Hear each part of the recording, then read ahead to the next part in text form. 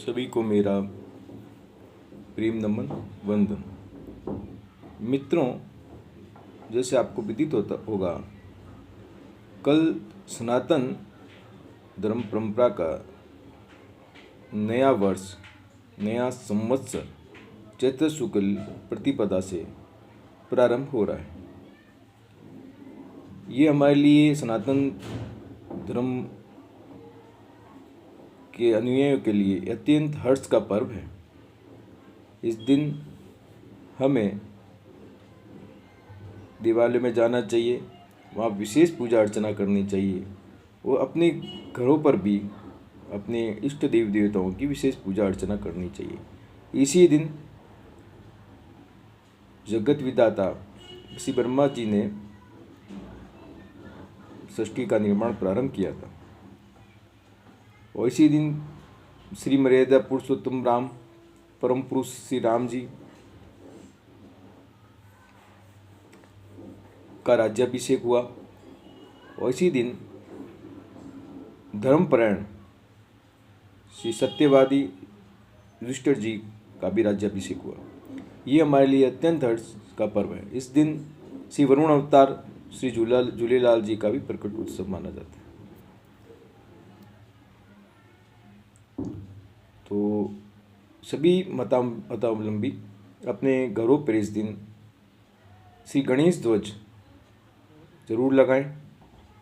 इससे घर पे साल भर खुशी, उमंग, उत्साह और सफलता मिलती है। और दिवाली पर विशेष पूजा अर्चना, सतपूजन, सहस्त्र पूजन भी जो योग्य व्यक्ति है, समर्थ व्यक्ति करें। जो समर्थ नहीं है वो अपने घर पे ही करें। सभी को करना चाहिए। और इस दिन जो रोगी हैं, जो जिनको आर्थिक मदद की ज़रूरत है, ऐसे बालक बालिकाओं को पुस्तकें दिलवानी चाहिए। ऐसे रोगी जो अपना इलाज नहीं करा पा रहे हैं उनके लिए सहायता करनी चाहिए। और इसी के दिन नवरात्रि महापर्व भी प्रारंभ हो रहा है। इस बार नवरात्रि में एक तिथि का क्षय होने की वजह से नवरात्रि 9 दिन की न होके 8 दिन की होगी। 5 अप्रैल को अष्टमी तिथि और 6 अप्रैल को नवमी तिथि के साथ ही नवरात्रि पर्व पूर्ण होगा। नवरात्रि पर्व अति महत्वपूर्ण है। इन विशेष ऊर्जा का पर्व है।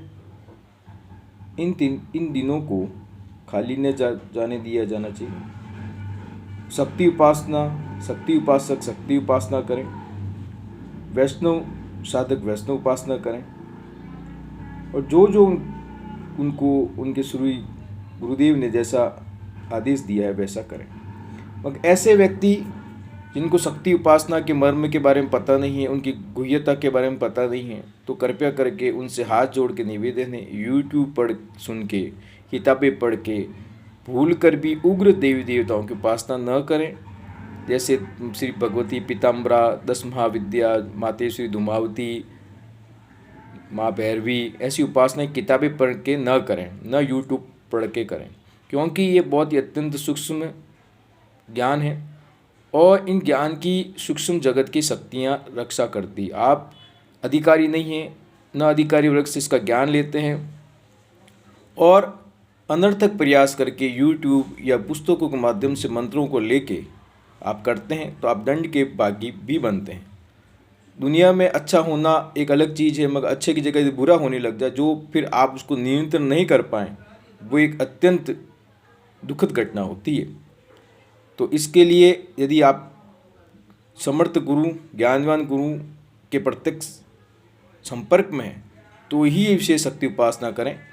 न तो आप साधारण से श्री रामचरितमानस का घर पे पाठ करें, श्री रामचरितमानस की किसी भी चौपाई का विशेष जप करें, या श्री दुर्गा सप्तशती जी के किसी भी एक चौपाई का शुद्ध उच्चारण करते उसका शुद्धता से जप करें।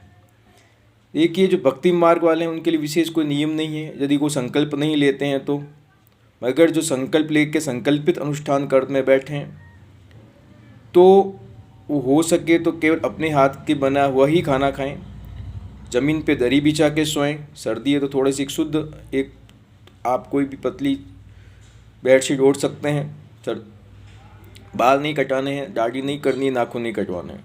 और पूर्ण रूप से मन वचन कर्म से कोई भी दूषित वस्तु आपको न सुननी न देखनी है। सामान्य जनता से संपर्क नहीं रखना है जो विशेष साधन करने बैठेंगे। और नित्य जो अखंड ज्योति लगाते हैं, वो अखंड ज्योति का विशेष ध्यान रखें। उस कमरे में कोई भी अशुद्धता नहीं आनी चाहिए। और उस दिनों में घर में न तो अशुद्ध आहार, अशुद्ध विहार भी नहीं होना चाहिए। प्याज, लहसुन, किसी भी मार्ग के उपासकों को एकदम निषेध है। तंबाकू आदि का पूर्ण निषेध है। और मूलतः तो कोई भी मंत्र छोटे छोटा लीजिए, नाम लीजिए।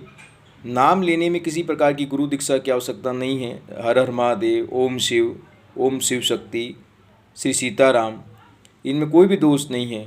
किसी मंत्र दीक्षा की जरूरत नहीं है। आप घर बैठे ही इसका 1.25 लाख का अनुष्ठान कीजिए। 1.25 लाख संकल्प न लें तो मगर जितना हो सके रोज ज़्यादा से ज़्यादा प्रयास करें। घर में ही हनुमान जी महाराज के सामने श्री सीताराम का सुमिरन, अखंड नाम जप। यदि आप घर के 4 लोग 5 लोग हैं तो अष्टमी नवमी के दिन या किसी भी इस दिनों में 24 घंटे के लिए घर में अखंड किसी भी भगवत नाम का सुमिरन करें। घर में सुख शांति होगी। घर में कोई भी बाधा होगी या घर में कोई भी आपके पूर्वज किसी भी अधोगति में होंगे तो उनको भी शांति मिलेगी, उनका आशीर्वाद मिलेगा, वातावरण की शुद्धता होगी और कली काल की नकारात्मकता में कमी होगी। ये निश्चित तथ्य है।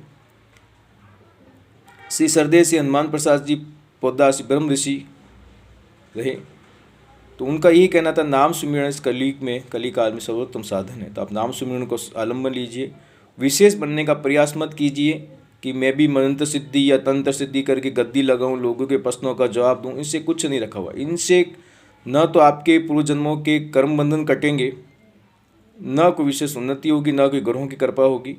ये केवल मोहित करने के साधन। आपको मोहित नहीं, आध्यात्मिक व्यक्ति पति कभी मोहित नहीं होता है, न कभी भ्रमित होता है।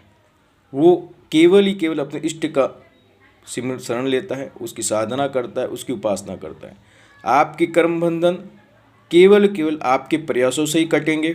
नाम सुमिरन से, जप से, शुद्ध तरीके से, वेदोक्त विधि से, हवन से और योग्य व्यक्ति को दान से। दान भी हर किसी को नहीं देंगे, वास्तव में जो योग्य है उसके तथ्य को चेक करके ही आपको दान दिया जाना चाहिए। यदि आप ऐसे ही दान देते जो योग्य नहीं है तो दान शास्त्र ही कहता है दान देने वाला के भी नाश हो जाता है।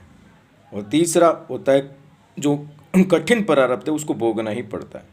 मानव जन्म अमूल्य है। इन नवरात्रि तीर्थ दिनों में आप नाम सुमिरन करके, भगवत चर्चा करके अपने कर्मों से मुक्त होने का प्रयास कीजिए। सभी के लिए मेरी शुभ मंगल कामनाएं।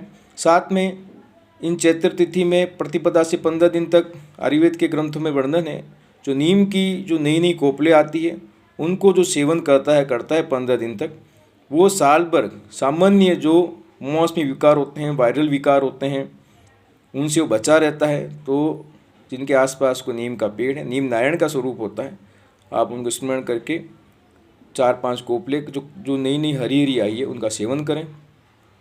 और साथ में घर पे स्वस्तिक का चिन्ह बनाएं, चाहे दोनों तरफ घर के प्रवेश द्वार पे गणेश जी का पूजन करें, अपने पूर्वजों का स्मरण करें, अपने कुल देवी देवता का स्मरण करके इस विशेष तीर्थ को, इस विशेष दिन को आप अवश्य मनाएं और नवरात्रि पर्व मनाएं। और जो साधक हनुमान जी के उपासक हैं, शुद्धता और पवित्रता से नित्य 27 पाठ या 54 पाठ हनुमान चालीसा के करें, सुंदरकांड का पाठ करें। यदि आप हनुमान जी के मंदिर में रह के वहीं पे पाठ श्री रामचरितमानस का पाठ उनको सुनाते हैं तो अत्यंत उत्तम प्रयोग है, विशेष भी प्रयोग है, जो आपके को मैं समय समय पर इनकी जानकारी देता रहूँगा। सरल मार्ग चुनिए, सहज मार्ग चुनिए, भले समय लगे मगर निष्कंटक हो। सभी को वंदन, नमन।